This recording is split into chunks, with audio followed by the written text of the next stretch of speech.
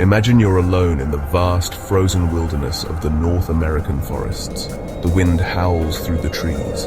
You catch a glimpse of a gaunt, towering figure with antlers and glowing eyes. In that moment, you realize you're face to face with one of the most terrifying creatures of Native American legend, the Wendigo. Welcome to the chilling world of the Wendigo, a cannibalistic spirit that has haunted the nightmares of indigenous peoples and settlers for centuries. The Wendigo is a creature deeply rooted in the traditions of various Algonquian-speaking people. These cultures inhabit the northern forests of Nova Scotia, the east coast of Canada, and the Great Lakes region. In their legends, the Wendigo is more than just a monster. It's a cautionary tale, a representation of greed, desperation, and cannibalism.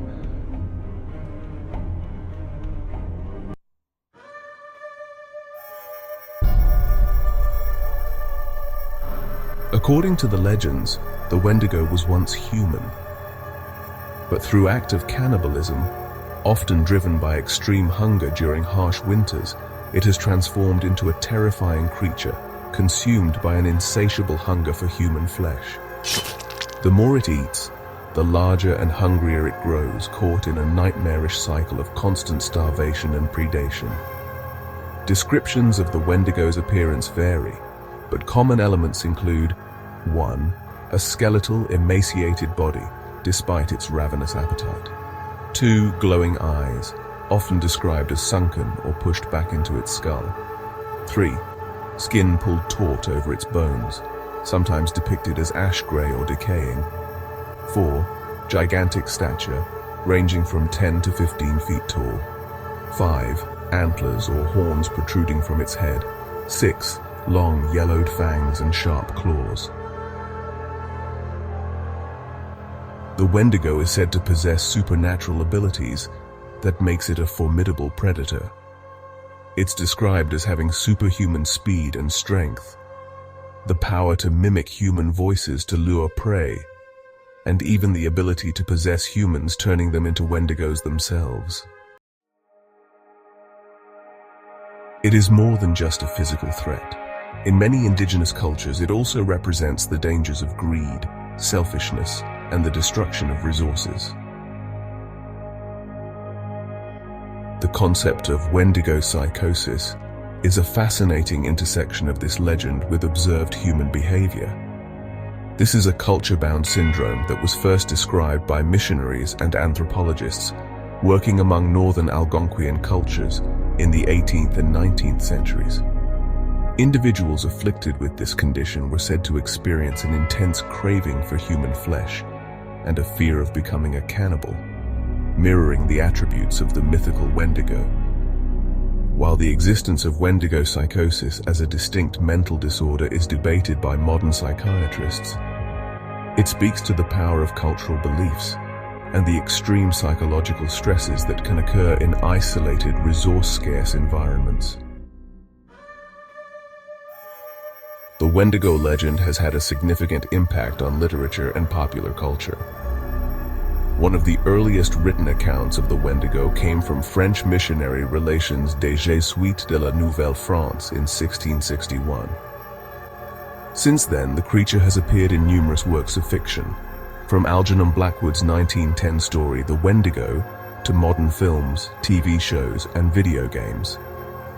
In literature, the Wendigo often serves as a metaphor for the destructive nature of colonialism and the exploitation of natural resources. For example, in Louise Erdrich's Tracks, the Wendigo represents the encroachment of Western civilization on Native American lands and culture. While the Wendigo is firmly rooted in mythology, there have been alleged sightings and encounters reported well into the 20th century. In 1907, Jack Fiddler, an OG Cree chief and shaman, was arrested by the Northwest Mounted Police for murder.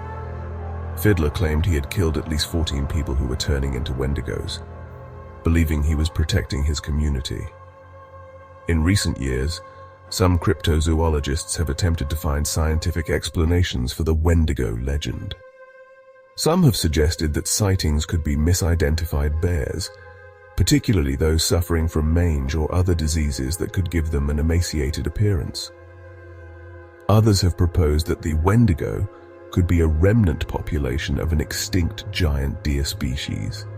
However, these theories lack scientific evidence and fail to account for the spiritual and cultural significance of the Wendigo in indigenous traditions. In our modern world, where overconsumption and environmental destruction are pressing concerns, this creature, born from the harsh realities of northern life, continues to prowl the edges of our imagination, reminding us of the thin line between civilization and savagery, between human and monster.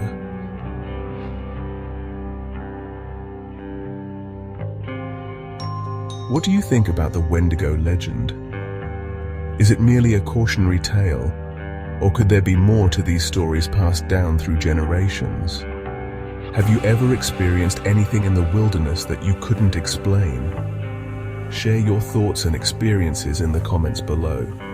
Don't forget to like, subscribe, and click the notification bell to receive updates on this and other intriguing mysteries.